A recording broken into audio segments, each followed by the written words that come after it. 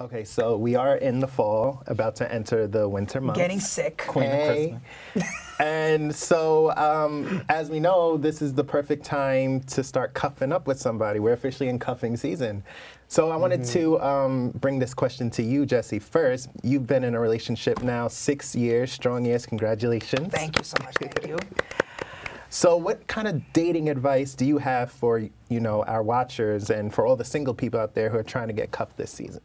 Okay, so that's a good one. That's a good question. And I feel like a lot of people in this type of weather are looking for someone to snuggle in the bed and get with somebody within 24 hours of time, which that's not the way to go.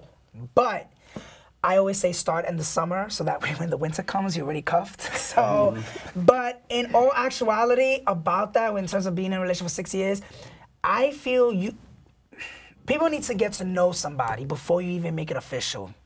And I talk about this a lot in the community because people do not want to get to know somebody and get to understand their quirks, what bothers you, what not bothers you, and deal with those situations and have a communicate with with the person that you're dealing with. It's so many testosterone levels with us, and it's like the first thing we see is just the outer appearance, and we don't get to communicate with that person about getting to know them a little bit more.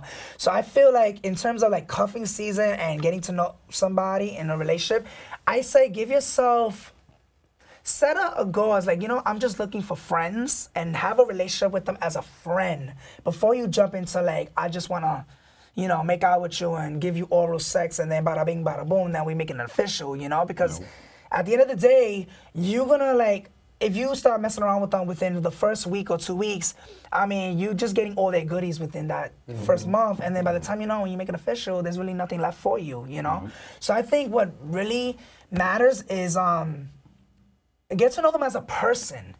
Get to know what they like, what they dislike, what are their passions, what are their goals, what are they, another thing is don't also appreciate them for who they are and not what they are, not just a pretty face. And I think that's what happens with the community where they're like, oh, he's cute.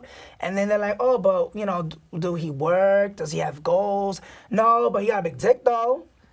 And you're like, okay, but what else can he offer? My bad back, So, it's more than that, it's not just sex. So people just need to get to know them as a person, friends, because that's what builds.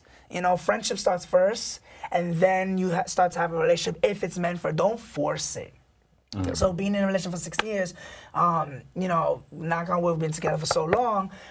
We started off as being friends first, and it just manifested within a year.